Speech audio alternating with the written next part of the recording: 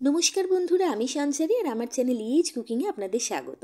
আজকে নিয়ে এসেছি শিমের একটা দারুণ সুন্দর রেসিপি, যেটা গরম ভাতের সাথে কিন্তু খেতে লাগে বেশ, আর বানানো খুব সহজ। বেশ কিছুটা শিম নিয়ে শিমের দুদিকের যে আঁশের মতো অংশটা থাকে সেটা প্রথমে আমি ছুরি দিয়ে কেটে শিমগুলোকে ভালো করে পরিষ্কার করে নিচ্ছি। খুবই ঝটপট তৈরি হয়ে যাওয়ার একটা রেসিপি, খেতে ভীষণ ভালো লাগে। আর যারা কিন্তু শিম খেতে পছন্দ করেন না তারা পুরো আঙুল চেটে খাবেন। তো সবকটা শিমের চারিদিক থেকে ভালো করে পরিষ্কার করে নিয়েছি, আঁশটা ছাড়িয়ে নিয়েছি। এবার শিমগুলোকে আগে ভালো করে ধুয়ে নেব। ধুয়ে নেওয়ার পরে একটা স্টিলের পাত্রে রেখে তার মধ্যে আমি দিয়ে দিচ্ছি জাস্ট হাফ কাপ পরিমাণে জল। খুব বেশি জল দেব না। এবার এই হাফ কাপ জল দিয়ে গ্যাসে বসিয়ে শিমগুলোকে অল্প করে সিদ্ধ করে নেব বা ভাপিয়ে নেব। 5 থেকে 7 মিনিট সময় লাগবে। কচি শিম হলে কিন্তু খুব তাড়াতাড়ি সেগুলো ভাপানো হয়ে যাবে।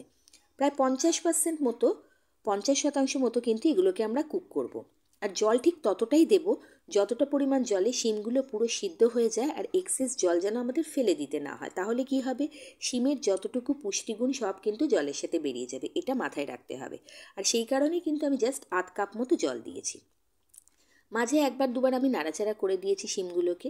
শিমগুলো প্রায় 50 থেকে 60 ভাগ মতো কিন্তু সিদ্ধ হয়ে গেছে, নরম হয়ে গেছে। এবার একটা মিক্সির জারে এই শিমগুলোকে আমি ট্রান্সফার করে দিচ্ছি। খুব ঝটপট তৈরি হয়ে যাওয়ার শিমের একটা রেসিপি, আশা করি আপনাদের ভালো লাগবে। ভালো লাগলে নতুন বন্ধু হয়ে পাশে থাকার অনুরোধ রইল, আর বেল আইকনটাও প্রেস করে দেবেন।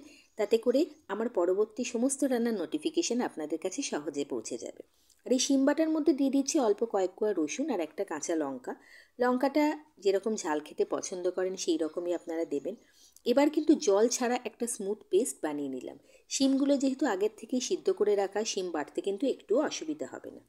এবার কড়াইতে দিয়ে দিচ্ছি বা প্যানে দিয়ে দিচ্ছি খানিকটা সর্ষের তেল। প্রথমে অল্প সর্ষের তেল দিলাম, কারণ প্রথমে আমি বেশ কিছুটা পেঁয়াজ ঝিরিঝিরি করে কেটে রেখেছিলাম, সেটাকে আগে ভেজে নেব। যদি পেঁয়াজ রসুন রান্নায় পছন্দ না করেন বা একদম নিরামিষভাবে বানাতে চান, অবশ্যই পেঁয়াজ রসুনটা স্কিপ করতে পারেন। কিন্তু পেঁয়াজ আর রসুন দিলে কিন্তু এই শিমের রেসিপিটা খেতে খুব ভালো লাগে। আর পেঁয়াজগুলোকে একটু সময় নিয়ে একদম বাদামি বাদামি লালচে লালচে করে ভেজে আগে তুলে রাখবো।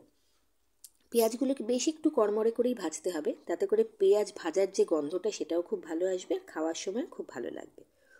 তো কড়াই থেকে পেঁয়াজ ভাজাটা তুলে নেওয়ার পরে আবারও বেশ কিছুটা পরিমাণ সর্ষের তেল দিয়ে দিয়েছি। আর তেলটা একটু গরম হয়ে যেতেই এর মধ্যে দিয়ে দিচ্ছি বেশ কিছুটা কালো জিরে আর দুটো শুকনো লঙ্কা। সর্ষের তেলেই চেষ্টা করবেন রান্নাটা করার, কারণ সর্ষের তেলের যে গন্ধটা না, সেটা খুব ভালো লাগবে এই রেসিপিটার জন্য।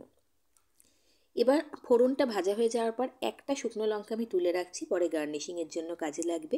আর এই প্যানের মধ্যে দিয়ে দিচ্ছি বেটে রাখা শিমটা। শিম দেওয়ার পরে কিন্তু প্রসেসটা একদমই ইজি।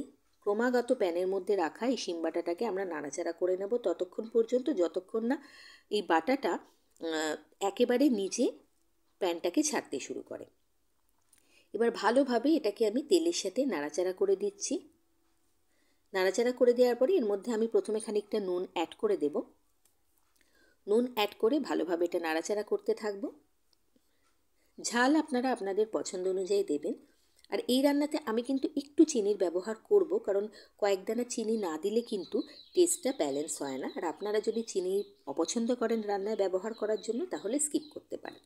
তো দেখুন 4 থেকে 5 মিনিট হয়ে যাওয়ার পরে, আর মিডিয়াম ফ্লেমেই কিন্তু আমি রান্নাটা করছি, পুরো মিশ্রণটা কিন্তু এক জায়গায় আসা শুরু হয়ে গেছে, প্যানকে ছাড়তে শুরু করে দিয়েছে। যখন এই রকম পরিস্থিতিতে আসবে শিম বাটাটা, তখন ভেজে রাখা পেঁয়াজগুলো আপনাকে দিয়ে দিতে হবে। জল জল যখন থাকবে তখন কিন্তু পেঁয়াজটা দেওয়া যাবে না। যখন পুরো মিশ্রণটা এক জায়গায় আসা শুরু করবে, প্যান ছাড়বে, তখনই আমরা পেঁয়াজটা দেব। কারণ এটা শেষ পর্যায়ে এসে পৌঁছানোর পরে পেঁয়াজটা দিতে হবে, তাতে করে পেঁয়াজের গন্ধটাও খুব ভালো আসবে। ভালোভাবে আরেকটু নাড়াচাড়া করে নিচ্ছি। আর একটু নুন আমি দিলাম, কারণ টেস্ট চেক করার পর আমার মনে হলো নুন একটু কম আছে। আর এখনই শেষ পর্যায়ে এসে কয়েক দানা চিনি আমি দিচ্ছি, 1 চামচের মতো। খুব অল্প করে চিনি দিচ্ছি, দিয়ে আবারও ভালো করে নাড়াচাড়া করে নিচ্ছি। নিলেই কিন্তু শিম বাটা বা শিম ভর্তা পরিবেশনের জন্য একদম রেডি। একবার বানিয়ে দেখবেন, রিকোয়েস্ট রইল, খেতে কিন্তু খুব ভালো লাগবে। এক থালা ভাত নিমেষে উধাও হয়ে যাবে, এটুকু আমি বলতে পারি। রেসিপিটা পছন্দ হয়ে থাকলে অনুরোধ করব শেয়ার করার জন্য, বেল আইকন প্রেস করে চ্যানেলটিকে সাবস্ক্রাইব করার জন্য। ভালো থাকবেন, সুস্থ থাকবেন। আবার আসবো এরকম ঝটপট তৈরি হয়ে যাওয়া নতুন কোনো রেসিপি নিয়ে। ধন্যবাদ।